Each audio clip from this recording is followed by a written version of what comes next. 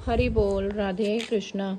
एषा ब्राह्मी स्थिति प्रार्थनानां प्राये विमुहाति स्थितस्यामन्त्यकाले अंडिपि ब्रह्म निर्वाणमृगच्छति।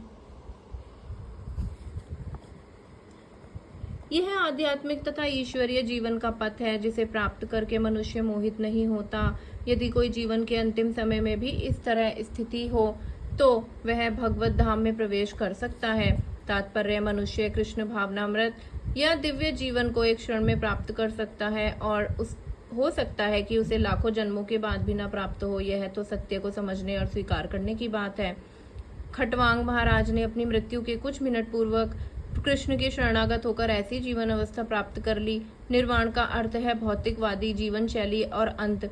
बौद्ध दर्शन के अनुसार इस भौतिक जीवन के पूरा होने पर केवल शून्य शेष रहता है, किंतु भगवत गीता की शिक्षा इससे भिन्न है। वास्तविक जीवन का शुभ आरंभ इस भौतिक जीवन के पूरा होने पर ही होता है। स्थूल भौतिकवादी के लिए यह जानना पर्याप्त होगा कि इस भौतिक जीवन का अंत निश्चित है, किंतु आध्यात्मिक दृष्टि से उन्नत व्यक्तियों के लिए इस जीवन के बाद अन्य जीवन प्रारंभ होता है। इस जीवन का अंत होने के पूर्व यदि कोई कृष्ण भावना भावित हो जाए तो उसे तुरंत ब्रह्म निर्वाण अवस्था प्राप्त हो जाती है। भगवत धाम तथा भगवती के बीच कोई अंतर नहीं है, चूंकि दोनों चरम पद हैं। अतः भगवान की दिव्य प्रेमा भक्ति में व्यस्त हो रहने के का अर्थ है भगवत धाम को प्राप्त करना। भौतिक जगत में इंद्रिय तृप्ति विषयक कार्य होते हैं और आध्यात्मिक जगत में कृष्ण भावनामृत विषयक।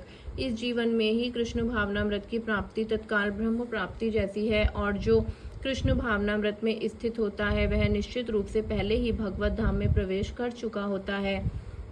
ब्रह्म और भौतिक पदार्थ एक दूसरे से सर्वथा विपरीत हैं। अतः ब्राह्मी स्थिति का अर्थ है भौतिक कार्यों के पद पर ना होना। भगवत गीता में भगवती को मुक्त अवस्था माना गया है।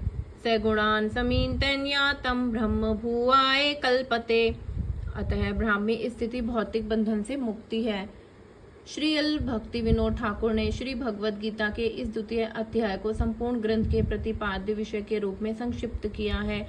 भगवद गीता के प्रतिपाद्य है कर्म योग, ज्ञान योग और भक्ति योग तथा द्वितीय अध्याय में कर्म योग तथा ज्ञान योग की स्पष्ट व्याख्या हुई है एवं भक्ति योग की भी झांकी दे दी गई है। इस प्रकार श्री भगवद गीता के द्वितीय अध्याय गीता का सार भगवत वेदांत तात्पर्य पूर्ण हुआ। राधे कृष्णा।